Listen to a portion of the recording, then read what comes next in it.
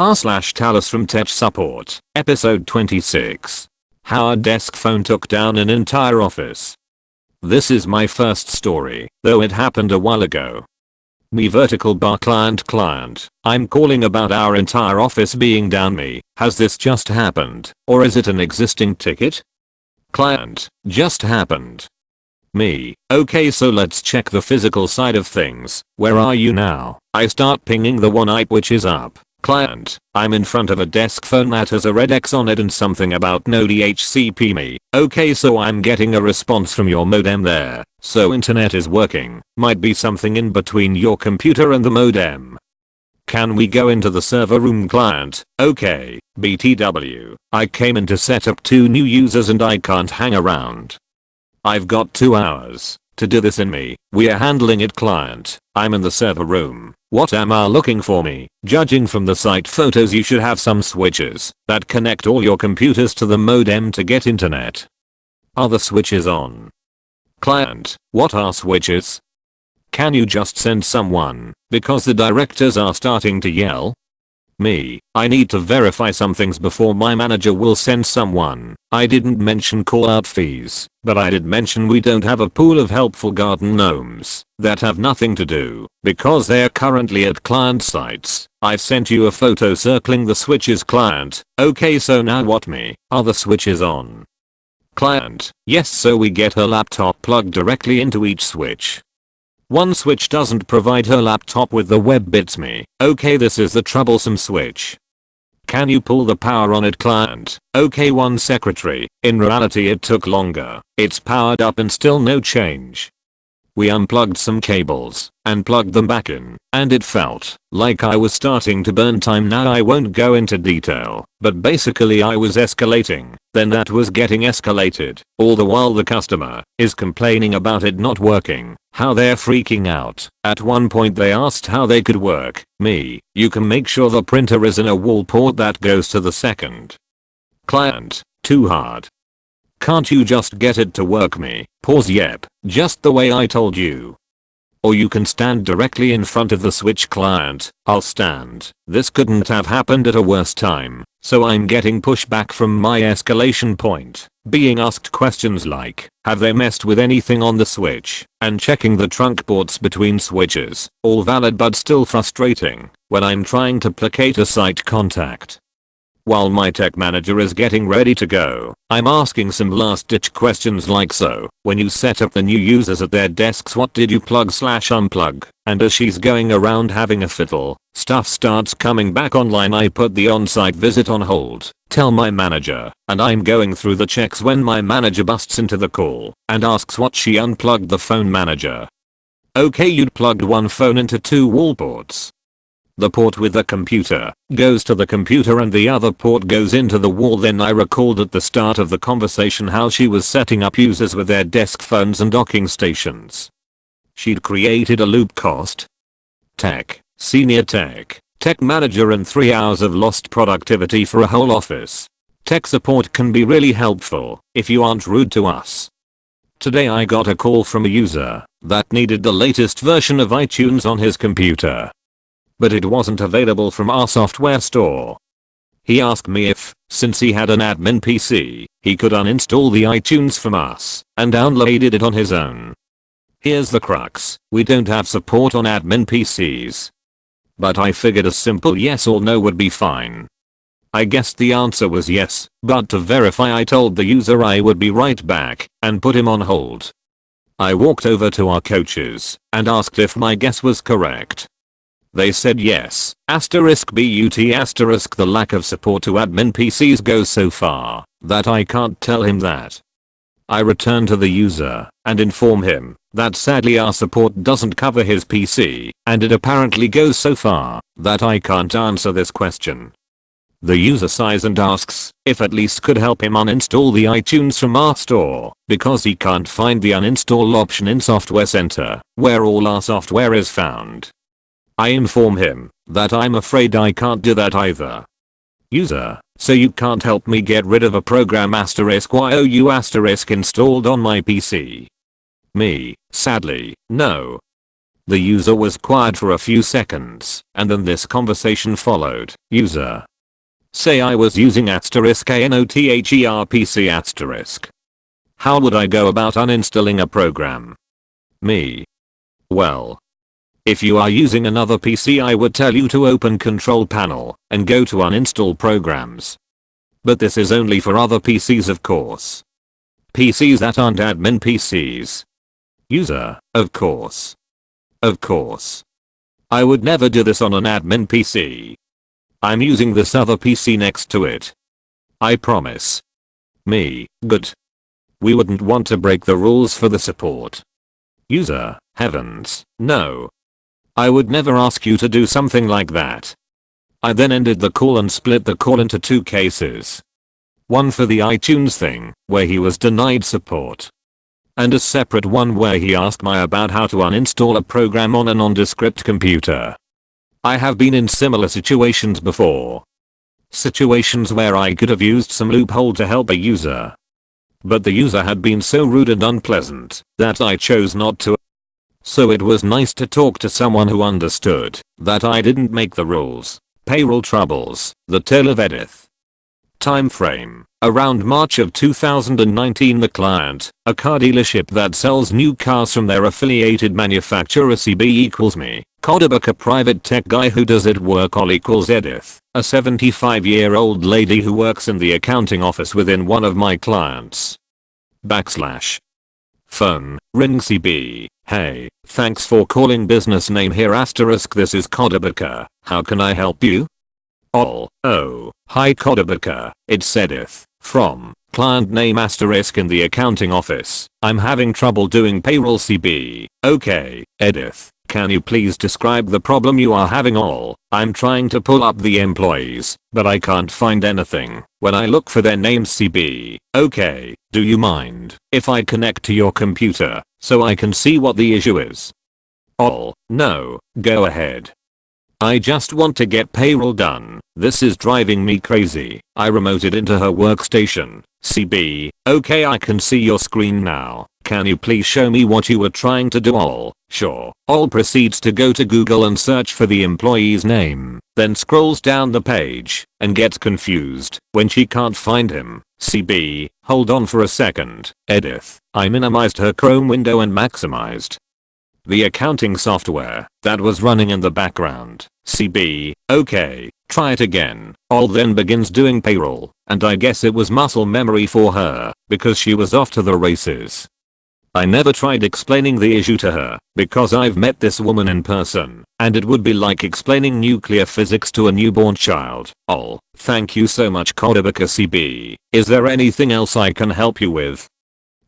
No, that's it CB. Alright, Edith, have a nice weekend. Phone, hangs up backslash. TL, doctor, old lady, user, tried to do payroll from Google search instead of her company's payroll software. I found a bug. Obligatory first post, mobile user, yada yada. This was an interaction I've just had with a fellow developer at work. I get back from seeing a user, and one of the new devs calls me over, saying he's just found a bug, and he sounds really excited. He's only been here a few weeks, but is integrating really well, so I'm a little surprised that he's so zealous about this. I wander over to his station to see what it is, and he starts pointing at his screen. I can't see anything that looks out of place in our system until a literal bug walks across his screen. A very funny little joke, but nothing I haven't seen before, so I prepare to get on with my day. Then I realize the bug is in his monitor. He takes a screenshot to prove it isn't some kind of overlay, and wipes his finger over it. That's a new one on me. TL, doctor, newbie dev calls me over to look at a bug. Turns out he has a friend living in his monitor. So, can we just keep clicking OK? A few weeks ago we received a ticket about a department having trouble connecting a medical device to the software on their desktop. I can't troubleshoot the medical device, my armed department does that, but I can troubleshoot the software and hardware on the computer, so I head down to take a look. When I walked in there were 2 users staring at the screen, just waiting. I introduced myself and they thank me for coming and start explaining how they need this to work and it's not working. They're stressed out and need this working now for a patient that will be coming soon. I sit down and have them show me the software and the error they're getting. They show me and explain what it's supposed to do, that it's not doing, then they continue to stand right behind me hovering and watching over my shoulder. I try to ignore their hovering and see that it is a COM error. The software can't see the device at the assigned port.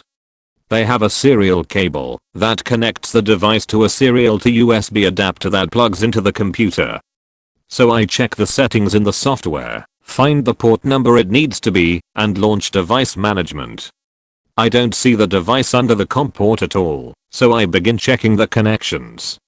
While I'm unplugging and reconnecting each connection, they are telling me how they've tried that already and it didn't help. I just nod and say I'm just going through my checklist. Everything is secure and it's not showing up, so I try moving the USB to another port as they tell me they've already tried to. It's still not showing up, so I try removing the serial cable and plugging the medical device directly into the serial to USB adapter. Bingo. The COM port is now showing up, but is the wrong number. No problem.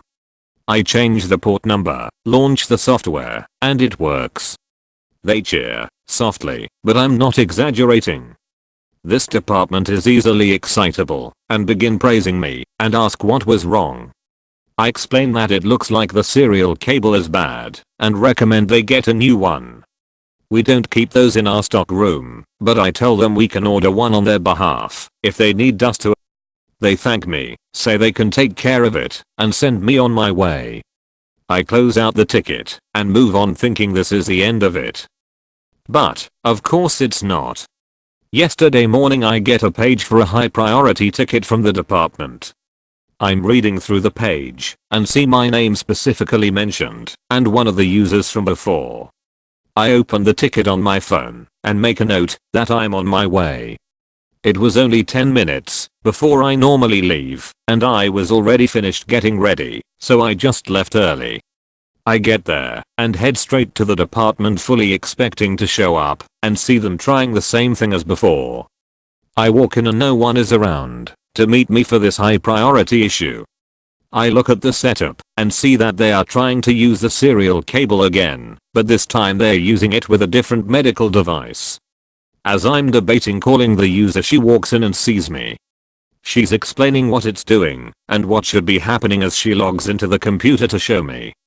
She hops up to let me sit down and I snag a screenshot of the error to attach to the ticket. It was a long error, so I'm reading through it as she hovers and is trying to tell me what she wanted to do, but she didn't want to break it, so she just waited for me to get there. The error was saying it would take over 8 hours to transfer the logs because there were over 1800 communication errors from the data transfer. It identifies it as an issue with the serial cable as well. I explain, again, that the serial cable is bad and that's what caused the error. I also explain that these transfer errors most likely mean that pieces of the information on the device are being lost during the transfer. Well, can we just click OK at the bottom there and continue? She asks, pointing to the button at the bottom of the error. Sure, we can try it and see what happens. I tell her as I click OK and see it go on to the next step instead of closing the program. Naturally, she gets very excited and wants to keep going. I slowly follow her instructions, taking time to read each step for any errors or warnings. We get to the data transfer screen, where she can select which of the recorded sessions she wants to transfer and print. We try it, and she says the graph looks right and prints it out. Great. Well, it looks like it's working again.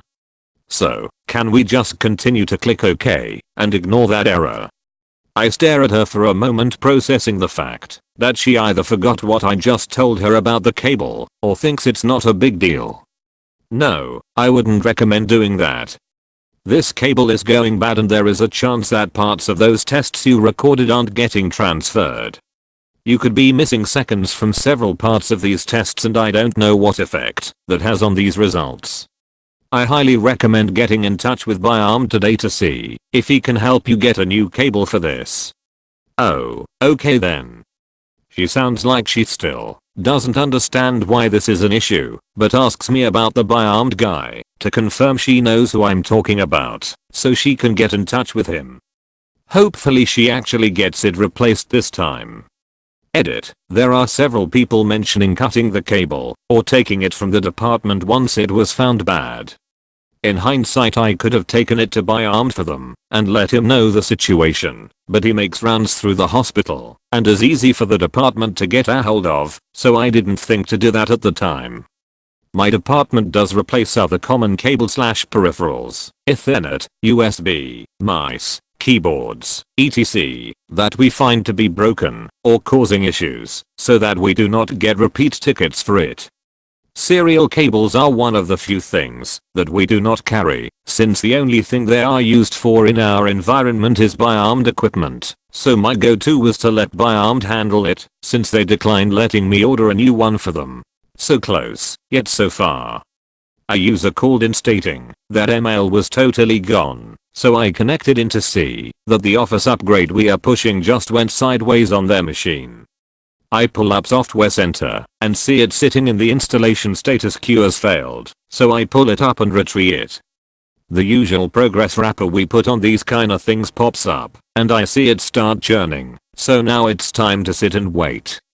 After a few minutes of silence between us on the phone, where I get some much needed sips of coffee in, I decide I want to get back to listening to music and GT, **me, **hey, so this is probably going to take a little while, so I'll leave my remote window up and keep an eye on it in case it tanks again. The first bit takes some time while it runs some cleanup bits to make sure all the old stuff is gone, but once that finishes up the rest is usually pretty quick and GT, **her, **oh okay, sounds good.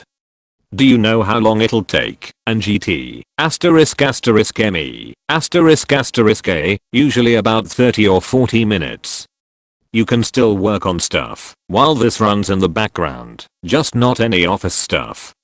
But yeah, I'll keep an eye on it, and if I see it fail again we can just install it manually in GT, **her, sounds good. So we hang up, I punch up my ticket, and I go back to doing whatever I was doing. I look over and see there's an error message up on her main screen regarding Excel not starting properly. Weird. I hit OK on it and wait for a few seconds.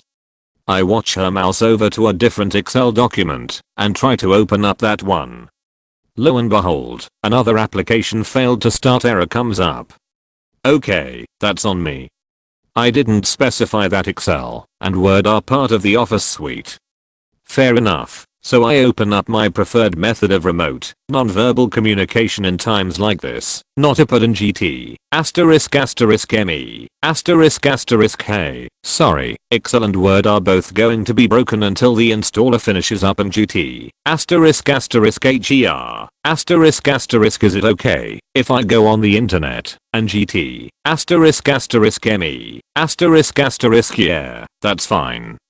Just keep in mind you'll have to restart at some point in the near future and GT, **me, okay thanks. I watch her pull up our homepage, navigate over to OneDrive, and get into her files. She digs through her stuff for a bit and then eventually finds the same sheet she was going to open previously.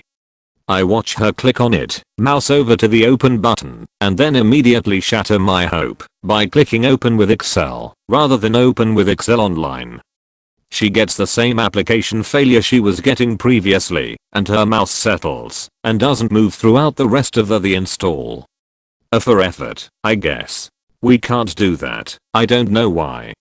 We'll call $TEAMMEMBER1 the target of my frustration and amp. #X200B. I recently joined a company on the team of process/product owners.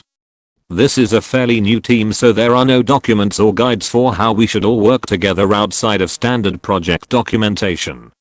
Recognizing this, our team leader advised us to work together on getting to know how each other works and finding ways to standardize things like request forms, etc. and AMP #X200B. Now, I'm the new guy being that I came from outside of the company.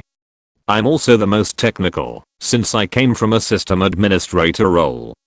Plus, I love tech and feel it is grossly underconsidered in process/business structuring. Thus, I have been informally recognized as the tech guy on the team and AMP #X200B. To kick off our project, we scheduled an internal demo of Power Apps by one of the AVPs who works closely with our leader. I had a week or two of time before the meeting, so decided to dig in myself and begin learning how it works with Flow and SharePoint to prepare for any dev questions I was struggling with. The meeting starts and $TEAMMEMBER1 has not shown up because of an emergency she's dealing with. No biggie. I set the scope of the meeting and he begins walking through some templates and generally having an open forum discussion with us.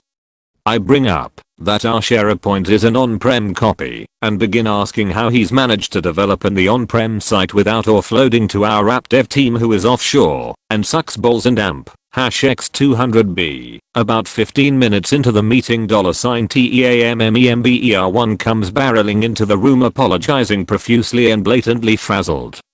We assure her it's fine and I continue my discourse with the AVP. He mentions that there is a gateway already set up and we agree a follow-up for him to walk me through how he set it up for his team would be ideal. Immediately after, $TEAMMEMBER1 jumps in and says something along these lines. Hey, sorry guys, I know I was late and don't really know what we are talking about. This tech stuff sounds like you're talking Chinese to me. But, $VOXMANNS, I just want to remind you that the point of this meeting was for us to meet as a team and learn about Power Apps and how we can use it for this project. $AVP we are, and goes for an additional 10-minute explanation of the entire scope of the project after calling me out in the meeting as if I was off topic and had not already done this. That's fine. I can give a pass on this and just say I would have done it differently for sure. I bite my tongue through the explanation and let her have some discourse with the AVP without interrupting to let her catch up. This is when I learned she's one of those people who just doesn't have an understanding of how flexible modern technology is, asking very simple functionality questions like, can we log notes and things along those lines and AMP #X200B. However, we got to a point where we were discussing documentation and adding attachments.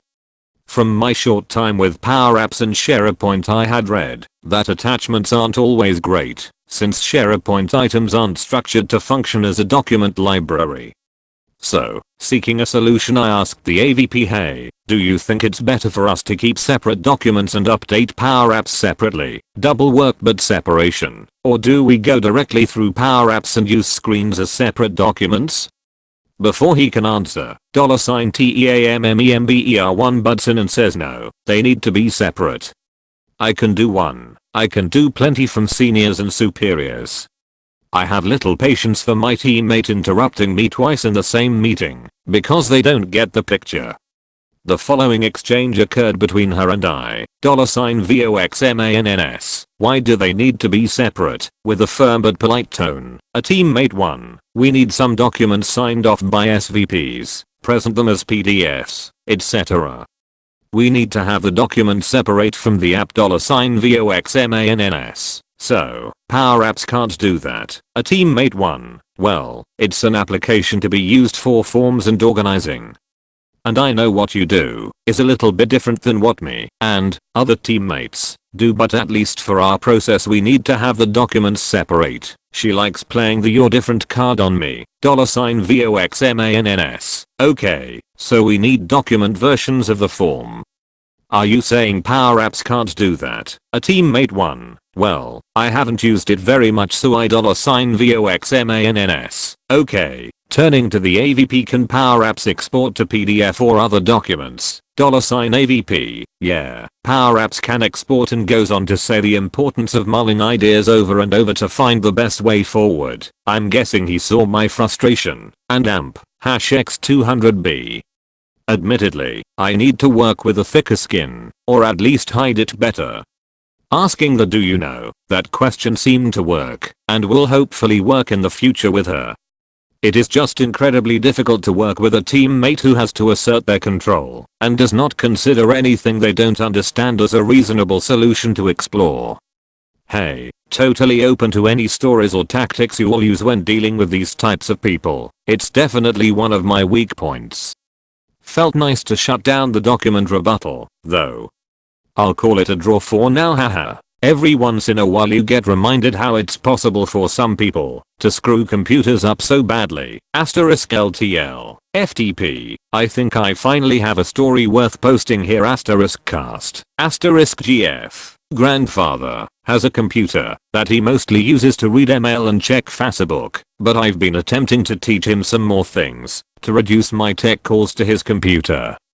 Mixed results so far, but he is picking up a few things. *GM. Grandmother has never used anything more complicated than a graphing calculator. Often says computer like it's a dirty word. On to the story. *Me trying to explain to GF why I need an external service to send emails from my home lab while he can send emails from his webmail just fine. Residential IP addresses are usually blocked by other email servers because of spammers, so I need to use somebody else's address to send emails. Your webmail isn't actually in your computer, it's on another server outside of your network. *GF. So my emails aren't blocked. *Me. No. *GM. Why can't you rent a PO box from the post office instead of using somebody else's address? How do people know it's from you? *GF attempts to explain the difference between IP address and mailing address to GM while I leave the room to avoid laughing in GM's face.